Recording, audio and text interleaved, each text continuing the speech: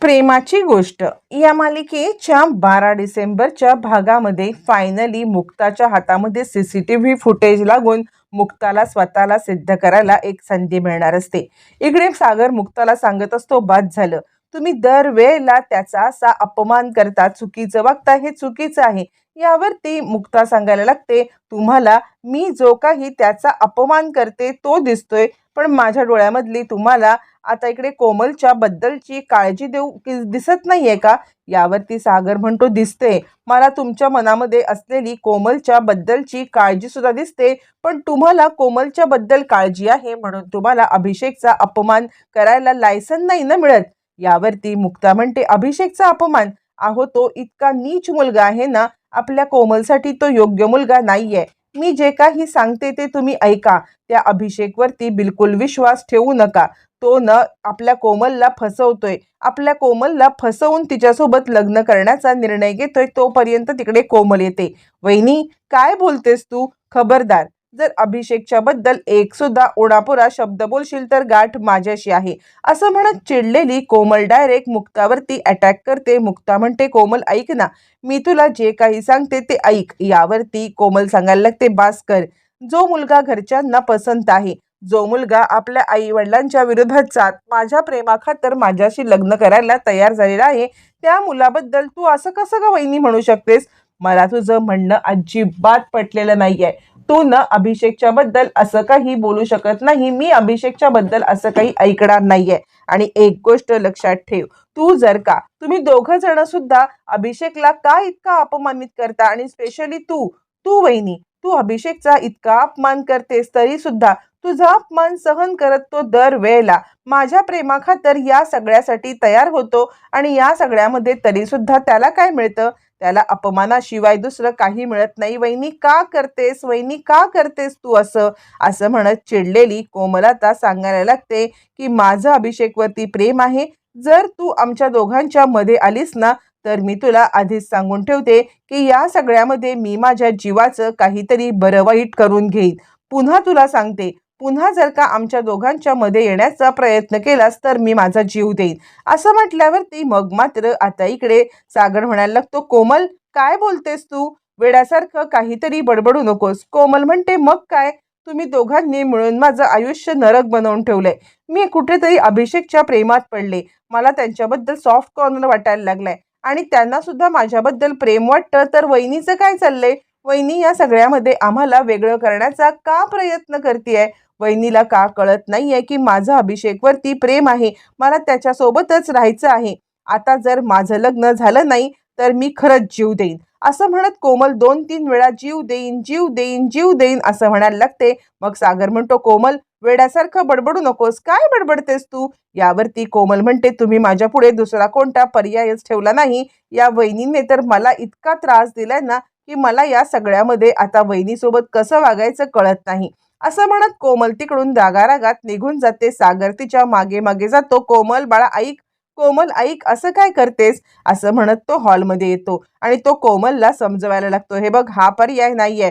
तू वेड्यासारखं काही करू नकोस. मी आहे ना, मी तुझा दादा आहे. मी तुला या सगळ्यामध्ये आता अभिषेक सोबत लग्न करायचंय ना, मी तुझं अभिषेक सोबत लग्न लावून देईन. एक खात्री बाळग. आणि मुक्ता काय चुकल्यात, त्यांना काय गैरसमज झालाय, हे सगळं तू आता सोडून दे. हे बघ, आपण एक काम करूया, या सगळ्यामध्ये पुन्हा एकदा अभिषेक बद्दल बोलूया. यावरती इकडे आता मुक्ता म्हणायला लागते, बाद झालं, मला पण आता ना काय कळतच नाहीये. मुक्ताचं जरा अतिच झालेलं आहे. जरा काय झालं की त्या अभिषेकवरती शंका घ्यायची, जरा काय झालं की त्या अभिषेकला घालून पाडून बोलायचं, आणि जरा काही झालं की त्याला इकडे सगळ्यांच्या समोर अपमानित करायचं. यावरती कोमल म्हणते, हो, मी तेच सांगण्याचा प्रयत्न करते. जर का या सगळ्यामध्ये पुन्हा एकदा अभिषेकवरती कुणी आरोप केला किंवा पुन्हा अभिषेकला जर कुणी काही बोलण्याचा प्रयत्न केला तर मी माझा जीव देईन, आणि माझं लग्न अभिषेक सोबत नाही झालं तर मी कुणाही सोबत लग्न करणार नाही. जीव देण्या वाचून माझ्याकडे पर्याय राहणार नाही. कोमलचं हे वाक्य सतत येत असतं, त्यामुळे मुक्ताला तिची काळजी वाटते. मुक्ता तिच्या जवळ येते आणि, कोमल काय चाललंय तुझं? म्हणजे मी मगापासून तुझ्या गोष्टी ऐकती आहे, मगापासून मी गप्प आहे, पण तू जे बोलते आहेस ना ते चुकीचं आहे. अगं, या घराचं तुझ्यावरती किती प्रेम आहे. घरचे तुझ्यावरती जीवापाड प्रेम करतात, आणि तू तू आपल्यासारखं मी हे करीन, मी ते करीन, हे तुझं वागणं कितपत योग्य आहे? अगं बापूंचा विचार केलास का? अगं मम्मीचा विचार केलास का? घरातले सगळे तुझे दादूस, लकी, स्वातीताई तुझ्यावरती प्रेम करतात. त्यांचं प्रेम तुला दिसत नाही आणि त्या अभिषेकच्या खातर मी हे करीन, मी ते करीन हे बोलतेस तू. यावरती आता इकडे कोमल म्हणायला लागते, हो मुक्ताबाईंनी, कारण तू माझ्यासमोर कोणताही पर्यायच ठेवलेला नाहीयेस. तू या सगळ्यामध्ये मला हे बोलायला भाग पाडते आहेस. यावरती आता इकडे मुक्ता म्हणते, हे बघ, तू सारखं सारखं सारखं सारखं हे असं काही बोलून स्वतःला त्रास करून घेणार असशील ना, तर बघ, या सगळ्यामध्ये तुझ्याशी मी बोलणार नाही. हे बघ, मी या सगळ्यामध्ये तुला हे वाक्य परत बोलू देणार नाही. कोमल म्हणते, वहिनी, तू दरवेळेला हेच करत आलीस. तू दरवेळेला या सगळ्यामध्ये माझ्याशी असंच वागत आलीस. दरवेळेला म्हणतेस की आता मी तुमच्यामध्ये पडणार नाही, आता मी अभिषेकला असं काही बोलणार नाही. पण परत परत परत परत तेच करायला तू कमी बघत नाहीयेस, तू हेच करत आलेली आहेस. असं म्हणत कोमल रागावलेली असते. मुक्ताला अद्वा तद्वा जे तोंडाला येईल ते बोलते. मुक्ता मात्र या सगळ्यामध्ये कोमलला समजवण्याचा प्रयत्न करते. कोमल समजण्याच्या पलीकडे जाते आणि तिकडून तडक निघून जाते. इकडे आता इंद्रा रडायला लागते. सागर तिला समजवतो की आई काळजी करू नकोस, मम्मी काळजी करू नकोस, सगळं काही ठीक होईल. मुक्ताला कळतच नसतं काय करू. यांचं भलंच करायला चाललेली आहे, पण कुणालाही माझं भलं कळत नाहीये. कुणालाही समजत नाहीये की नक्की हे काय चाललंय. मला कोणी सपोर्ट करायलाच तयार नाहीये. तोपर्यंत सावनी आपल्या रूममध्ये येते. रूममध्ये आलेली सावनी आता विचार करायला लागते आणि सावनी म्हणायला लागते, चला, म्हणजे एका अर्थाने या सगळ्या गोष्टी आता बरोबरच होत चाललेल्या आहेत. जे काही माझ्या मनात आहे त्या सगळ्या गोष्टी परफेक्टली होत आहेत, कारण या सगळ्यामध्ये मुक्ता एकटी पडत चाललेली आहे. हा अभिषेकचं हे जे काही मी प्लॅन सुरू केलेला आहे, तो प्लॅन अगदी परफेक्ट वर्कआउट होत आहे. मुक्ताला एकटं पाडण्याचा प्लॅन होत आहे. आता हळूहळू सगळं घर जे कोमल, मम्मी, स्वाती हे सगळे जे मुक्ता मुक्ता मुक्ता मुक्ता करत होते, ते आता मुक्ताच्या या सगळ्या प्रभावातून बाहेर पडतील आणि मुक्ताला कोणीही नंतर विचारणार सुद्धा नाही. मुक्ता या घरामध्ये एकटी वेड्यासारखी फिरत असेल. जी अवस्था माझी झाली होती तीच अवस्था मुक्ताची होईल आणि या अवस्थेला कारणीभूत असेल ती फक्त आणि फक्त स्वतः मुक्ता. मुक्ताला या सगळ्यामध्ये आता कोणीही वाचवू शकणार नाही. जी काही मुक्ताची अवस्था घडते तीच अवस्था पाहायला मी खूप उत्सुक होते. आता या घरामधून मुक्ताला कशी दुधातून माशी बाहेर काढायची तसं बाहेर काढतील आणि माझं काम सगळं सोपं होईल. माझा हुकमी एक्का माझ्या हातात आहे ना, असं म्हणत आता इकडे खूप खुश असते कोमल आणि आता खूप खुश असते सावनी आणि सावनी विचार करत असते, मुक्ता सगळ्यांच्या समोर हात जोडेल, मला या घरातून बाहेर काढू नका, या घरात मला कायमचं राहू द्या, असं सगळ्यांच्या समोर आता गिडगिड करत बसेल आणि मी या सगळ्यामध्ये स्वतःला सिद्ध करेन. असं म्हणत सावनीच्या डोक्यामध्ये बरंचसं प्लॅन काही चालू असतं. तोपर्यंत इकडे इंद्राच्या डोक्यामध्ये सारखा सारखा तोच विचार घोळत असतो. इंद्रा विचार करत असते की मी एकदा अभिषेकला फोन करते, कारण कोमल जे काही बोललेली असते की मी जीव देईन, मी जीव देईन, मी जीव देईन, हे सगळं विचार तिच्या मनामध्ये येत असतो आणि या सगळ्यामध्ये ती पुन्हा एकदा विचार करते की आपण एकदा अभिषेकला फोन करूया आणि त्याला विचारूया. मग ती अभिषेकला फोन करते आणि ती म्हणायला लागते, हा जावई बापू, कुठे आहात तुम्ही? यावरती अभिषेक म्हणतो, हा बोला मम्मी, काय बोलायचंय? यावरती आता इकडे इंद्रा म्हणायला लागते, नाही, मी तुम्हाला ते विचारायला फोन केला की लग्नामध्ये तुम्हाला शेरवानी पाहिजे, सूट पाहिजे की अजून काय पाहिजे, तसं आपल्याला ऑर्डर द्यायला. यावरती अभिषेक म्हणतो, मम्मी, आता माझी कसली इच्छाच राहिली नाहीये. यावरती इंद्रा सांगायला लागते, असं कसं? अहो, लग्न आपण धूमधडाक्यात करायचं आहे ना, झालं गेलेलं आपण सगळं विसरून जाऊया आणि या सगळ्यामध्ये तुमचं लग्न मी लावणार आहे. तुम्ही कोणत्याही प्रकारची काळजी करू नका. मी तुमच्या पाठीशी कायमपणे उभी राहणार आहे आणि त्यामुळे हे लग्न होणार. असं म्हणत इकडे आता इंद्रा बोलायला लागते. त्यावरती अभिषेक म्हणायला लागतो, नाही मम्मी, आता या सगळ्यामध्ये मला ना कोणत्याही प्रकारे कुणाशीही काही बोलायचं नाहीये. हे लग्न मला नाही करायचंय. असं म्हणल्यावरती इंद्रा आता म्हणायला लागते, जावई बापू, अहो असं काय बोलताय? कोमलचं तुमच्यावरती प्रेम आहे, तुमचं कोमलवरती प्रेम आहे, मग तुम्ही या सगळ्यामध्ये आता हे लग्न का मोडणार? असं म्हटल्यावरती मग मात्र आता इकडे सांगायला लागतो अभिषेक, म्हणजे कसं आहे ना, मी कितीही स्वतःला सिद्ध करण्याचा प्रयत्न केला ना, तरी मुक्ता वहिनीला या सगळ्यामध्ये मी खरा आहे या गोष्टीवरती काहीही विश्वास पटत नाहीये आणि आता मला स्वतःला सिद्ध करायचा कंटाळा आलाय. सगळ्यांसमोर अपमानित व्हायचा सुद्धा कंटाळा आलाय आणि त्यामुळे मला असं वाटतंय की आपण ना इथेच थांबवूया हे सगळं. यावरती इंद्रा म्हणायला लागते, नाही जाऊया बापू, तुम्ही काळजी करू नका. मी मुक्ताला असं काही खडसावते ना की तुम्ही बघाच, ती पुन्हा तुमच्या विरुद्ध काही गोष्टी बोलायला येणार सुद्धा नाही. ही गोष्ट मी तुम्हाला सांगते. तुम्ही कोणत्याही बाबतीत आता इकडे स्वतःला त्रास करून घेऊ नका. मी मुक्ताला खडसावते असं म्हटल्यावरती आता इकडे अभिषेक म्हणायला लागतो, तुम्ही काय मला लहान मूल समजताय का की तुम्ही मुक्ता वहिनीला समजवणार आणि मुक्ता वहिनी या सगळ्यामध्ये समजणार? मला माहिती आहे ना, तुम्ही कितीही प्रयत्न केलात तरी सुद्धा मुक्ता वहिनी या सगळ्यामध्ये मला कधीही समजून घेणार नाहीत आणि कधीही माझी बाजू पटवून घेणार नाहीत. त्यामुळे आपण ना हे सगळं राहू दे, या सगळ्यात न पडलेलंच बरं असं मला वाटतं. इंद्रा म्हणते, काय बोलताय तुम्ही? नाही नाही, असं काही बोलू नका. या सगळ्यामध्ये मी तुमच्या सोबत आहे. मी मुक्ताला असं काही खडसावेन ना. यावरती आता अभिषेक म्हणायला लागतो, तुम्हाला काय वाटतं मी काय मूर्ख आहे का? मी काही इतका लहान आहे का की या सगळ्यामध्ये मी तुमच्या बोलण्याला भुलेल? राहू दे ना मम्मी, आता नको. आता तुम्ही या सगळ्यामध्ये मला मनवण्याचं काम काही करू नका. मला हे लग्न नाही करायचंय असं म्हणत अभिषेक आता इकडे इंद्राला बरोबर जे बोलायचं असतं ते सगळं बोलतो आणि इंद्रा पूर्णपणे हतबल होते. इंद्रा रडायला आणि जावई बापू असं बोलू नका हो, जावई बापू असं बोलू नका, माझ्या कोमलचं तुमच्यावरती कौर प्रेम आहे असं म्हणायला लागते. पण आता अभिषेक म्हणतो, माझं पण तिच्यावरती प्रेम होतं, पण या प्रेमाला कुठेतरी मला आता मुरड घालायलाच लागेल आणि मला या सगळ्यामध्ये आता या सगळ्यामध्ये मला आता हे मोडावंच लागेल असं म्हणत आता अभिषेक या सगळ्यामध्ये पूर्णपणे आता इंद्राला आपल्या बाजूने करतो. आपल्या बाजूने केल्यावरती इंद्रा या सगळ्यामध्ये आता हतबल होते आणि या मुक्ताला मिनी सोडायचीच नाही.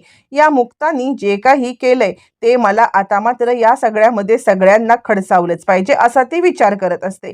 तोपर्यंत इकडे आता हर्ष आपल्या रूममध्ये बसलेला असतो. हर्ष रूममध्ये बसून दारू पित असतो आणि तो विचार करतो, वा वा वा, आपल्याच रूममध्ये बसून आता आपल्याच हाताने दारू प्यायला आणि आपल्याच रूममध्ये आपल्या आवडीची दारू प्यायला जी मजा आहे ना, बऱ्याच दिवसाने ती मजा मी या सगळ्यामध्ये भोगतो आहे. आज मला कुणीही अडवू शकत नाही. तोपर्यंत तिकडे मिहिका येते आणि काय चाललंय या सगळ्यामध्ये मी ऑलरेडी सांगितलेलं आहे ना की इकडे दारू प्यायची नाहीये. मी प्रेग्नेंट आहे, तुम्हाला माहीत नाही आहे का? तुम्ही या सगळ्यामध्ये दारू कशी काय पित आहात? यावरती हर्ष म्हणतो, संतोष लवकर ये, माझ्या आवडीचा ब्रँड घेऊन ये. आणि मिहिकाला तो म्हणतो, तुला माहिती आहे का, फक्त काही दारूच नाही तर या सगळ्यामध्ये मी प्रॉन्स बिर्याणी बनवायला सांगितलेलं आहे, पॉम्पलेट फ्राय आहे, चिकन मसाला आहे, हे सगळे आयटम सुद्धा बनवायला सांगितलेले आहेत. तोपर्यंत मिहिका म्हणायला लागते, का तुम्ही विसरलात का मी प्रेग्नेंट आहे म्हणून? मी प्रेग्नेंट आहे म्हणून या घरामध्ये मी सगळं बंद केलेलं आहे आणि तुम्ही हे सगळं चालू नाही करू शकत. यावरती हर्ष म्हणतो, काय तू प्रेग्नेंट आहेस ना? मला माहिती आहे ना तू प्रेग्नेंट आहेस, पण तू प्रेग्नेंट आहेस, तू कुणाच्या मुलाची आई होणार आहेस हे सुद्धा तुला चांगलं माहिती आहे ना. जर तू एका तिरायताच्या मुलाची आई होणार आहेस तर या सगळ्यामध्ये मी तुझी काळजी घ्यायला बांधील नाहीये. या घरात आत्तापर्यंत तुझं खूप काही ऐकलं, तुझं खूप काही म्हणणं मी ऐकून घेतलं, पण आत्ता मी तुझं म्हणणं ऐकून घेणार नाही, कारण मला सगळ्या गोष्टींचा उलगडा झालेला आहे. आता या सगळ्यामध्ये मी तुझ्यामध्ये लिस्ट इंटरेस्टेड आहे. मी तुझ्यामध्ये इंटरेस्टेडच नाही आहे आणि या सगळ्यामध्ये मी तुला कधीही यापुढे आता सांभाळायला बांधील पण नाही आहे, कारण हे मूल माझं नाही आहे आणि मला समजलंय की तू म्हणजे माझी रॉंग चॉईस आहेस. जा, जे करायचं ते कर, पण या सगळ्यामध्ये तुला कोणत्याही प्रकारे आता मी भीक घालणार नाही असं म्हणत चिडलेला हर्ष आता इकडे पूर्णपणे मिहिकामध्ये कंटाळलेला असतो आणि आपण चुकीची चॉईस केली हे त्याला समजत असतं आणि त्यामुळे मग आता इकडे हर्ष चिडलेला असतो. मिहिका विचार करते, म्हणजे याचं मन माझ्यापासून भरलेलं आहे, याचं मन उडालंय म्हणून हा आता मला या सगळ्यामध्ये दुधातून माशी काढावी तसं बाहेर काढत आहे आणि मी याला हे होऊ देणार नाही. याला कंटाळा आला म्हणून या सगळ्यामध्ये मी आता याच्यापासून बाजूला सरायचं बिलकुल नाही, तर मी आता बाजूला सरणार नाही. याला धडा शिकवल्याशिवाय मी गप्प बसणार नाही असा मीही का विचार करायला लागते आणि ती या सगळ्यामध्ये आता हर्षला धडा शिकवायला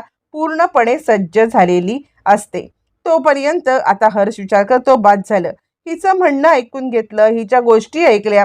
या सगळ्यामध्ये हिला हिला आता खूप मोठा मी एकदम मान दिला होता, पण ते काही नाही, या मानाच्याही लायकीचीच नाहीये असं म्हणत हर्ष स्वतःशी ठरवतो की मिहिकाला अजिबात हे करायचं नाही. मिहिका ठरवते की हर्षला सोडायचं नाही. दोघांचं नातं खूप कॉम्प्लिकेटेड झालेलं असतं आणि दोघं या सगळ्यामध्ये आता मात्र पूर्णपणे गडबडलेले असतात. दोघांचा हे संवाद चालू असतो आणि मिहिकाला सगळी परिस्थिती समजते. आत्तापर्यंत आपल्या पुढे मागे करणारा हर्ष आज अचानकपणे अशा पद्धतीने फिरलाय हे बघून आता मात्र तिला जरा धक्काच बसतो. तोपर्यंत मात्र आता या सगळ्यामध्ये मुक्ता आणि इकडे असतो, दोघं जण बसलेली असतात. मुक्ता आणि लकी असतो. का सागर येतो आणि हे काय बाकी कोणी जेवायला आलं नाही का? मुक्ता म्हणते हो, मी मम्मींना वगैरे आता बोलवते, मी सगळ्यांना बोलवते आणि या सगळ्यामध्ये सगळ्यांना जेवायला वाढते. असं म्हटल्यावरती इकडे आता मिहिका इकडे मुक्ता असते आणि किचनमध्ये जेवण गरम करते. तोपर्यंत सागर सगळ्यांना बोलवतो. सागर म्हणतो मम्मी अगं जेवायला ये, मुक्ताने सगळ्यांसाठी जेवण वाढायला घेतलेलं आहे, तुम्ही सगळ्यांनी जेवायला या. यावरती इंद्रा म्हणते मला मी जेवायचंच नाही आहे, मला या सगळ्यामध्ये आता अजिबात अजिबात जेवायचं नाही. असं म्हटल्यावरती सागर म्हणतो असं काय करतेस? अगं हे बघ, तू डोक्यातनं सगळा राग काढून टाक. यावरती इंद्रा सांगायला लागते राग काढून टाकू? कसा राग काढून टाकू? मला तर माझ्या मुलीचा जर का संसार तुटताना दिसत असेल तर मी हा संसार कसा तुटून देऊ? हा संसार मला तुटून द्यायचा नाहीये. काहीही झालं तरी सुद्धा या सगळ्यामध्ये मी माझ्या मुलीचा संसार तुटू देणार नाही. मग तुम्हाला काय वाटेल ते करा. यावरती सागर म्हणतो कोण म्हटलंय कोमलचा संसार तुटणार? यावरती इंद्रा सांगायला लागते स्वतः अभिषेक म्हटलाय. मी अभिषेकला फोन केला होता.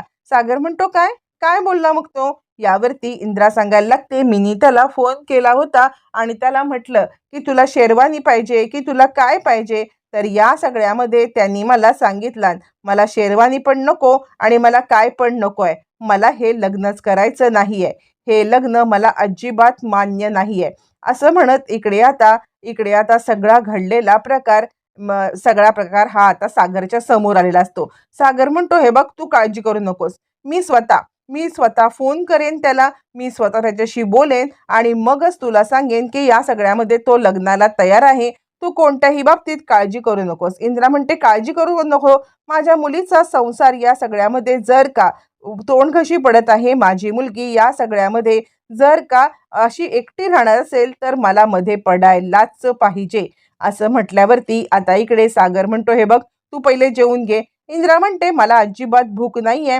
त्यावरती मग आता इकडे म्हणायला लागते मुक्ता मम्मी मी तुमच्या आवडीचं टोमॅटोचं सार केलंय आणि ते सार तुम्ही खाऊन घ्या बरं. तुम्ही असं हट्टीपणा करू नका. यावरती इंद्रा म्हणते अजिबात नाही, मी काही खाणार नाही. सागर म्हणतो ठीक आहे मग तुला जर का काही खायचं नसेल तर मी सुद्धा काही खाणार नाही. ॲक्च्युली मला खूप भूक लागलेली आहे, पण तू जर काही खात नाहीस तर मी सुद्धा खाणार नाही. बाद झालं या सगळ्यात आता मला सुद्धा काही खायचं नाहीये. असं म्हणत सागर आता जेवायचं नाही असा प्रण करतो. इकडे आता इंद्रा म्हणायला लागते ठीक आहे तुला भूक लागले ना मग मी खाते, चला जेवायला बसा. आता सागरच्या जेवणासाठी इंद्रा सुद्धा आपला राग मागे घेते आणि सगळेजण जेवणाच्या टेबलवरती बसतात. मुक्ता सगळ्यांना जेवण वाढत असते आणि तितक्यात सोसायटीचा वॉचमन येतो मेंटेनन्सचं बिल घेऊन आणि मुक्ता ते बिल घेते. मेंटेनन्सचं बिल घेतल्यावरती सागर म्हणतो काय मुक्ता कसलं बिल आहे हे? यावरती मुक्ता सांगायला लागते सोसायटीचा मेंटेनन्स आलेला आहे, सोसायटीच्या मेंटेनन्सचं बिल आहे. यावरती आता इकडे सागर म्हणतो अच्छा 2,500 रुपये दर महिन्याला बिल येतं तेवढंच असेल ना? यावरती मुक्ता म्हणते नाही जरा बिल वाढलेलं दिसते, म्हणजे 2,500चे 3,000 झालेले आहेत. सागर म्हणतो 3,000 कसले? यावरती मुक्ता ते बिल पुन्हा एकदा चेक करते आणि ती सांगायला लागते याच्यामध्ये ना 500 रुपये रिपेअरिंग म्हणजे सोसायटीचं मेंटेनन्स आणि रिपेअरिंगचं काम चालू आहे ना त्याचे वाढवलेत. यावरती लकी सांगायला लागतो हो सोसायटीचं रिपेअरिंग चालू आहे, CCTV फुटेज किंवा अजून काही डागडुजी या सगळ्यांचं रिपेअरिंग चालू केलंय आणि त्यासाठी कदाचित हे पैसे वाढवलेले असतील. असं म्हणत आता इकडे लकीने मुक्ताला एक हिंट दिलेली असते. लगेचच मुक्ताच्या समोर आता विषय येतो आणि मुक्ताच्या डोक्यात विचार घोळायला लागतो अच्छा म्हणजे ज्या वेळेला हे दोघं जण इकडे आले होते किंवा कोमलचा साखरपुडा होता त्यावेळेला त्या सोसायटीचे CCTV फुटेज चालू होते तर. अच्छा, म्हणजे मला ही गोष्ट खूप मोठी पथ्यावरती पडणार आहे. मला समजलेलं आहे की या सगळ्यामध्ये या CCTV फुटेजचा वापर करून मी आता अभिषेकला सगळं जे काही सत्य आहे ते घरच्यांच्या समोर नक्कीच आणू शकते आणि तेच मला करायला पाहिजे. असं म्हणत इकडे आता मुक्ता विचार करते की काहीही झालं तरी सोसायटीचं CCTV फुटेज मी मिळवणार आणि हे मिळवल्याशिवाय मला अभिषेकचं भांडं काही फोडता येणार नाही, असा ती पूर्णपणे विचार करते. आणि आता मुक्ताचा निर्णय झालेला असतो. मुक्ता या सगळ्यामध्ये निर्णय घेते, काहीही झालं तरी आता या अभिषेकला सोडायचं नाही आणि ती सोसायटीच्या ऑफिसमध्ये जाऊन आता ते CCTV फुटेज मिळवते सुद्धा. CCTV फुटेज मिळवते आणि मग मात्र मुक्ताचा धडाका सुरू होतो. मुक्ता इकडे सागरच्या समोर येते. सागर, मला तुम्हाला काहीतरी दाखवायचं आहे. त्याआधी मुक्ताने ऑलरेडी ते CCTV फुटेज पाहिलेलं असतं. त्याच्यामध्ये अभिषेक त्या मुलीला घेऊन आता बाजूला जात असतो. अभिषेक त्या मुलीला घेऊन बाजूला जात असतो आणि त्याच वेळेला मुक्ताने ते CCTV फुटेज आपल्या पेन ड्राईव्हमध्ये घेतलेलं असतं.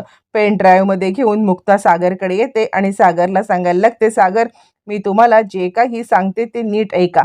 या सगळ्यामध्ये हा आपल्याला फसवतोय आणि आता मी तुम्हाला CCTV फुटेज सोसायटीचं दाखवते. सागर म्हणतो, काय आहे ह्या पेन ड्राईव्हमध्ये? यावरती सांगायला लागते मुक्ता, या पेन ड्राईव्हमध्ये जे काही आहे ना ते सत्य आता मला तुम्हाला पोहोचवायला पाहिजे, तुमच्यापर्यंत पोहोचवायला पाहिजे. आणि ते सत्य हे आहे की त्या दिवशी तो आपल्या बायकोसोबत इकडे आला होता, त्याचं हे CCTV फुटेज. अर्जुन म्हणतो इकडे आता सागर म्हणतो, काय CCTV फुटेज? मग मुक्ता ते CCTV फुटेज आता इकडे सागरच्या समोर धरते. सागरच्या समोर CCTV फुटेज धरल्यावरती सागरला या सगळ्यामध्ये खूप मोठा धक्का बसतो. सागर हादरतो. फायनली मुक्ताने आपला पॉईंट प्रूव्ह केलेला असतो. आपलं म्हणणं सागरच्या समोर मांडलेलं असतं आणि जे काही आहे ते सगळं सागरच्या समोर इत्थंभूत माहिती आलेली आहे. इकडे सावनी हे सगळं पाहत असते. सावनीसुद्धा हादरते. झालं, आपला सगळा प्लॅन फ्लॉप झाला, आपला सगळा प्लॅन चौपट झाला, हे आता सावनीला समजलेलं असतं आणि सावनी या सगळ्यामध्ये चांगलीच हादरते. आता ह्या सगळ्यामध्ये मुक्ताने आपली बाजू सिद्ध केल्यावर ते पुढे काय घडणार पाहणं रंजक.